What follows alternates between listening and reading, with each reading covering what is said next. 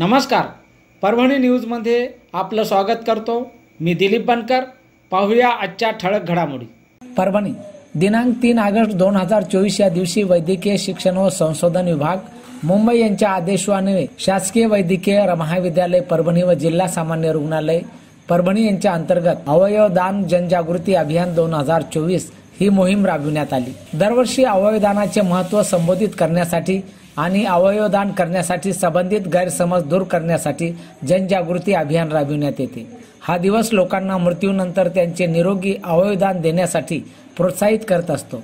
समाजामध्ये अवयवदानाचे महत्त्व, त्यांचे फायदे व त्यासाठी असणारी प्रक्रिया याविषयी जागृती निर्माण करण्याच्या उद्देशाने साजरा करण्यात येतो। हा दिवस लोकांना मृत्यूनंतर त्यांचे निरोगी अवयवदान देण्यासाठी प्रोत्साहित करत असतो।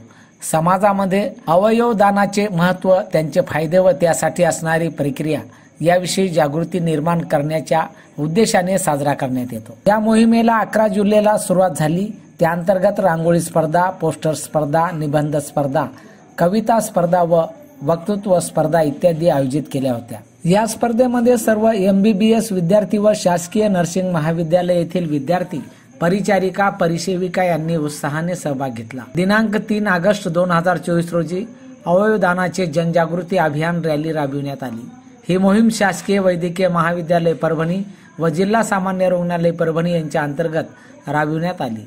या रॅलीसाठी अधिष्ठाता डॉक्टर सदानंद भिसे, उप अधिष्ठाता डॉक्टर शीतल राठोड, जिल्हा शल्य चिकित्सक डॉक्टर नागेश लखमवाड, अतिरिक्त जिल्हा शल्य चिकित्सक डॉक्टर सारिका बडे व विविध विषयाचे विभाग प्रमुख doctor Sonali Kulkarni, doctor Kalyani Malsetwar, doctor Padma Garude, doctor Anita Jadhav, doctor Sachin Garud, doctor Abdul Tamboli, doctor Surekha Pawar, शासकीय नर्सिंग महाविद्यालयाच्या प्राचार्या श्रीमती आशा घोडके, PHM अलका मानकर, प्रशासकीय अधिकारी श्री राजा लखमवाड व श्री VV वंजे व सर्व कर्मचारी वृंद उपस्थित होते।